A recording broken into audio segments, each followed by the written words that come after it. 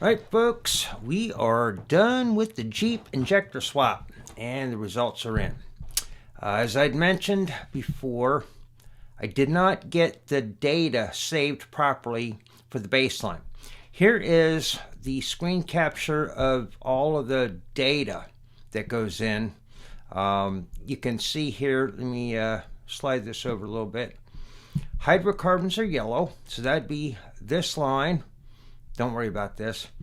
Carbon monoxide would be red, and you kind of follow it along here. And carbon dioxide be the gray. Oxygen is the green. NOx. Wow.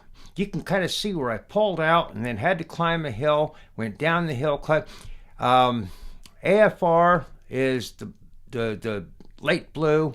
And then combustion efficiency. This one's a definite we need to pay attention to. That's this orange line. But since I didn't capture the data, let's just take a look at how this compares to after. Now, I did actually save the data for this guy. So you can kind of see hydrocarbons, kind of the same. Now, we were running fairly reasonable AFR stock. And as I had already mentioned, the before images here, they're not going to have an O2 sensor working. So this is just lookup tables. But you can see the NOx here. It's fair and reasonable. After the injector swap, we're pig rich.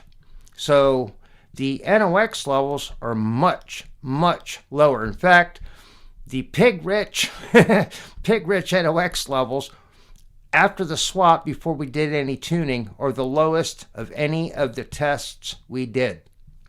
But you can kind of compare combustion efficiency, orange line versus orange line, carbon dioxide changed over, and that is horrible.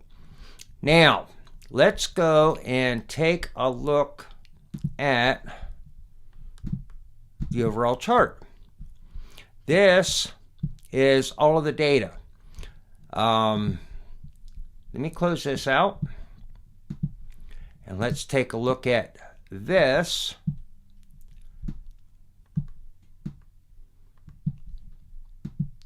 With this perspective. All right, here we have category. The LabVIEW software allows us to look at hydrocarbons in grams per mile, as well as carbon monoxide, carbon dioxide, and NOx. And then we have average HC or hydrocarbons in parts per million. Parts per million is what we're looking at here. So, right there at that snapshot frame, it was 47 parts per million. CO is percent, so on. So when we go back over here, we're looking at average hydrocarbons in parts per million, carbon monoxide, carbon dioxide, and NOx. Now, we're going to try to take emissions values and extrapolate fuel economy from that. The two values that are important to fuel economy are CO2, right here, and combustion efficiency, right here. CO2 and combustion efficiency. The higher the CO2, the more efficient. The higher the combustion efficiency, the more efficient. So you can kind of see here, or after we got 107, 100, 194, right on down the line. Combustion efficiency was 76.8. Now, as far as this chart goes, if it's red, it is the worst number. If it is green, it is the best number. So you can see everything else somewhere in between. Now, when we did our installation, we didn't do any tuning, and there was no oxygen sensor. So this is the first data set I was able to collect. Next, I installed the map adjust. It's abbreviated MAP. And you can see, hydrocarbons, carbon monoxide, dramatic reductions. But look at carbon dioxide. Remember, the higher the number, the better the efficiency. So carbon dioxide went up significantly. And then combustion efficiency went from 76.8 to 91.1. So adding the map adjust dramatically improved our fuel economy. Then we added that 4.7 k ohm resistor across the air temp sensor. Our hope was to reduce pinging, which should have shown up in NOx. But here we have 62 grams per mile versus 0.84, and 255 versus 348 parts per million. So the IAT trick really didn't accomplish anything for economy and emissions, but it did squelch the pinging, as was pointed out.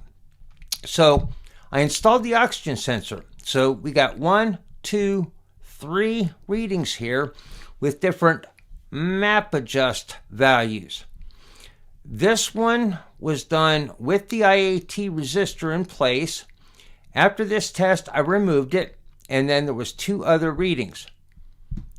And when you look at what we did here, the final version, I think the map adjust was at like 4.31 volts or something. But we got the lowest grams per mile hydrocarbon, lowest grams per mile carbon monoxide. We got the highest, remember, high is good when it's CO2 for fuel economy. We got the highest CO2 reading. Now, although we didn't get the lowest NOx reading because we were pig rich here and it was nothing, we kind of came really, really close to the lowest. Pretty good. And then average hydrocarbons, well, we pretty much got her. Same with carbon monoxide. Carbon dioxide, we were 14.1%, and the first test actually showed the highest value, average percentage-wise. And NOx, we're at 284. That was tied here. We kind of sort of beat it here, but it's still not bad. We're still coming in lower than some of these others. Combustion efficiency. Look at those numbers.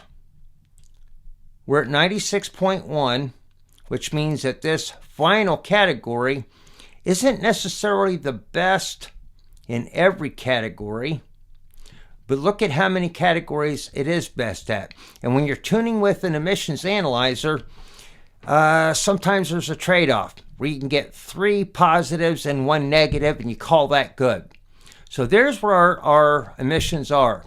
I'm going to put this aside here. Now, we looked at the after numbers. We just installed the injectors, did not do any tuning.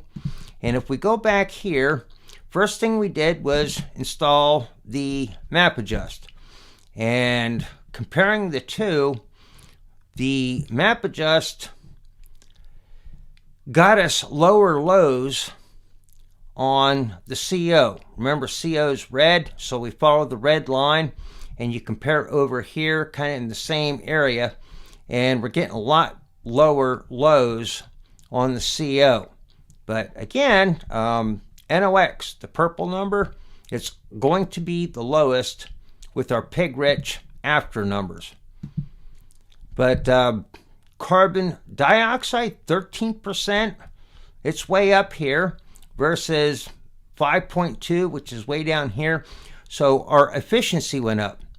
And combustion efficiency, we're much higher here as well, 78.1, 89.8. Next thing we did was we did the air temp sensor. And all I caught was the very tail end of that. After the oxygen sensor install, I captured just the tail end of the first reading, but let's just go to the third and final reading and take a look at that. again, we got some high NOx peaks here, but the average was fine. But look at the CO. The CO is way down there. Hydrocarbons, way down there. Oxygen, if we're burning the fuel, we're using the oxygen. It's way down there. And the carbon dioxide, look at where we're at. We're way up there. And combustion efficiency, 99.7%. That means we're getting way better fuel economy.